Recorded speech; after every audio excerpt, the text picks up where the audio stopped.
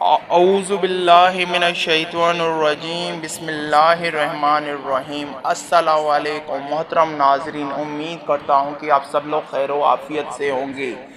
Video کے بقائے حصے کا آغاز کرنے جا رہے ہیں، یعنی حضرت اسماعیل علیہ السلام کے کنویں کو، اسی کنویں کو قبیلہ جہرم کے سردار مزاز نے پاٹ دیا تھا۔ قبیلہ جہرم کے لوگ اس زمانے میں مکہ کے سردار تھے، بیت اللہ کے نگران تھے۔ انہوں نے بیت اللہ کی بے حرمتی شروع کر دی۔ ان کا سردار مزاز بن عمرو تھا، وہ اچھا آدمی تھا۔ اس نے اپنے قبیلے کو سمجھایا کہ بیت اللہ کی بے حرمتی نہ کرو، مگر ان پر اثر نہ ہوا۔ جب مزاز نے دیکھا کہ ان پر کوئی اثر نہ ہوتا تو قوم کو اس کے حال پر چھوڑ کر وہاں سے جانے کا فیصلہ کیا۔ اس نے تمام مال و دولت، تلواریں اور زنی وغیرہ خانہ کعبہ سے نکال کر زمزم کے کنویں میں ڈال دی اور مٹی سے اس کو پاٹ دیا۔ کنواں اس سے پہلے ہی خشک ہو چکا تھا، اب اس کا نام و نشان مٹ گیا۔ مدتوں یہ کنواں بند پڑا رہا۔ اس کے بعد بنو خزا نے بنو جہرم کے وہاں سے مار بھگایا۔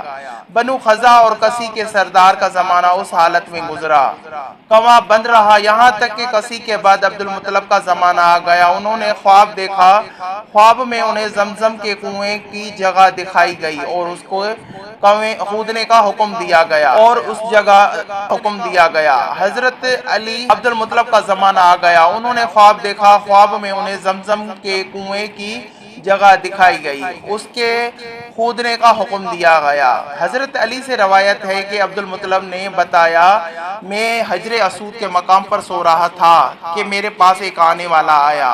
اس نے پوچھا، میرے پاس ایک آنے والا آیا، اس نے مجھ سے کہا طیبہ کو کودو۔ میں نے اس سے پوچھا طیبہ کیا ہے، مگر وہ کچھ بتائے بغیر چلا گیا۔ دوسری طرف رات پھر خواب میں وہی شخص آیا، کہنے لگا برا کو کودو۔ میں نے پوچھا برا کیا ہے، وہ کچھ بتائے بغیر چلا گیا۔ تیسری رات میں اپنے بستر پہ سو رہا تھا کہ پھر وہ شخص خواب میں آیا، اس نے کہا مجنونہ کو کودو۔ میں نے پوچھا مجنونہ کیا ہے، وہ بتائے بغیر چلا گیا۔ اسی اگلی رات پھر میں بستر پہ سو رہا تھا کہ وہی شخص پھر آیا اور بولا زمزم کو کودو۔ میں نے اس سے پوچھا زمزم کیا ہے، اس بار اس نے کہا زمزم وہ ہے جس کا پانی کبھی ختم نہیں ہوتا، جو حاجیوں کے بڑے بڑے مجموعوں کو سیراب کرتا ہے۔ عبد المطلب کہتے ہیں، میں نے اسی سے پوچھا یہ کنواں کس جگہ، بتایا جہاں گندگی اور خون پڑا ہے اور کنویں ٹونگے مار رہا ہے۔ دوسرے دن عبد المطلب اپنے بیٹے حارث کے ساتھ وہاں گئے۔ اس وقت ان کو یہاں یہی ایک لڑکا تھا۔ انہوں نے دیکھا وہاں گندگی اور خون پڑا تھا اور ایک کنواں ٹونگے مار رہا تھا۔ اس جگہ کے دونوں طرف بت موجود تھے اور یہ گندگی اور خون کے دراصل ان بتوں پر قربانی کیے جانے والے جانوروں کا تھا۔ پوری نشانی مل گئی تو عبد المطلب خدا لے آئے اور خدائی کے لیے تیار ہو گئے، لیکن اس وقت قریش وہاں آ پہنچے۔ انہوں نے کہا اللہ کی قسم ہم تمہیں یہاں خدائی نہیں کرنے دیں گے، تم ہمارے ان دونوں بتوں کے درمیان کنواں کھودنا چاہتے ہو جہاں ہم ان کے لیے قربانیاں کرتے ہیں۔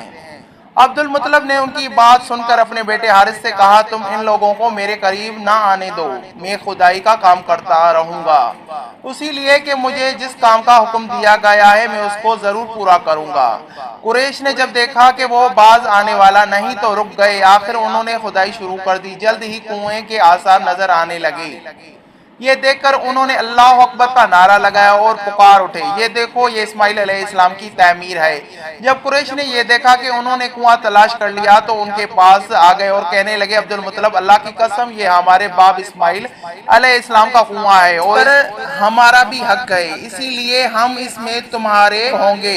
یہ سن کر عبد المطلب نے کہا میں تمہیں اسی میں شریک نہیں کر سکتا، یہ مجھے اکیلے کا کام ہے۔ اس پر قریش نے کہا تب پھر اسی معاملے میں ہم تم سے جھگڑا کریں گے۔ عبد المطلب بولے کسی سے فیصلہ کروا لو۔ انہوں نے بنو سعد ابن حزیم کے کانا سے فیصلہ کروانا منظور کیا۔ یہ کانا ملک شام کا بالائی علاقے میں رہتی تھی۔ عبد المطلب اور دوسرے قریش اس کی طرف روانہ ہوئے۔ عبد المطلب کے ساتھ عبد المناف کے لوگوں کی ایک جماعت تھی، جبکہ دیگر قبائل قریش کے بھی ایک جماعت ساتھ تھی۔ اسی زمانے میں ملک حجاز اور شام کے درمیان ایک بیابان میدان تھا۔ جزاک اللہ خیر۔ ناظرین اپنے میزبان یونس حیدر کو دیجیے اجازت، انشاءاللہ نیکسٹ ویڈیو میں پھر ہم آپ کے ساتھ ہوں گے۔ تب تک کے لیے اپنی ہبہ منزل ٹی وی کو لائک، سبسکرائب اور شیئر کرنا اپنے دوستوں میں مت بھولنا، اور اپنے رائے کا کمنٹ باکس میں اظہار ضرور کرنا، اور اسی سے ہماری حوصلہ افزائی ہوتی ہے۔ اس طرح کی معلوماتی ویڈیو آپ لوگوں کے ساتھ شیئر کرتے رہیں گے، تب تک کے